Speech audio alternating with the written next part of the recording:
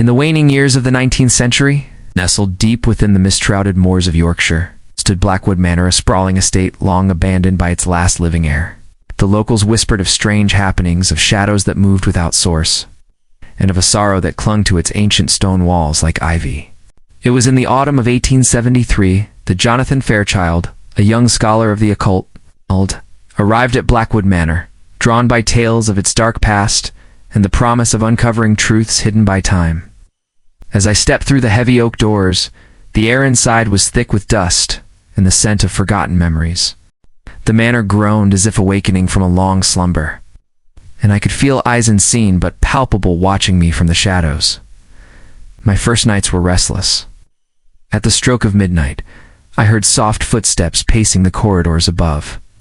The faint melody of a piano drifted down the grand staircase, though no instrument remained in the house. Whispers floated through the hall's half-spoken names, desperate pleas, and chilling laughter that seemed to echo from another world. The story of Blackwood Manor was one of tragedy. Decades earlier, Lady Eleanor Blackwood, the last mistress of the house, had vanished without a trace. Some said she was taken by grief after the death of her beloved husband, Lord Samuel, who had perished in a distant war.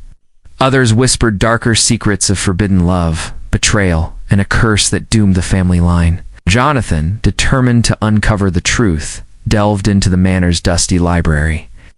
There he found a hidden diary belonging to Lady Eleanor herself. The nights grow colder, and the shadows lengthen. I hear his voice calling me through the walls, but when I follow, there is nothing but silence. The house itself seems alive, a prison of sorrow and regret. If only I could find peace. As I read, the room grew cold, and a faint figure appeared before me, a woman in a flowing white gown. Her eyes filled with endless sadness. She reached out, her voice a whisper carried on the wind. "Help me, break the curse." Jonathan soon learned that the curse was tied to a hidden chamber beneath the manor, sealed since the night of Lord Samuel's death. With trembling hands he discovered a concealed door behind the grand fireplace and descended into the darkness below. The air grew thick with the scent of decay, and faint cries echoed from the depths. There, in the cold stone chamber, lay the remains of a shattered mirror, its shards scattered like broken promises.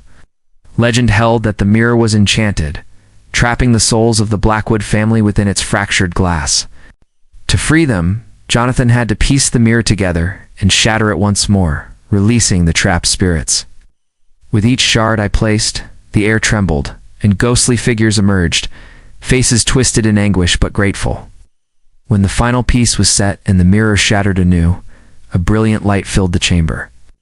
Lady Eleanor's spirit appeared once more, serene and radiant. "Thank you," she whispered, before fading into the dawn's first light. From that day, Blackwood Manor stood silent and peaceful, its curse lifted. Jonathan Fairchild left the moors, his heart heavy with the weight of the past, but hopeful that even the darkest shadows could find release. And so, the tale of Blackwood Manor remains a chilling reminder that some spirits linger not out of malice, but of sorrow, waiting for the light to set them free.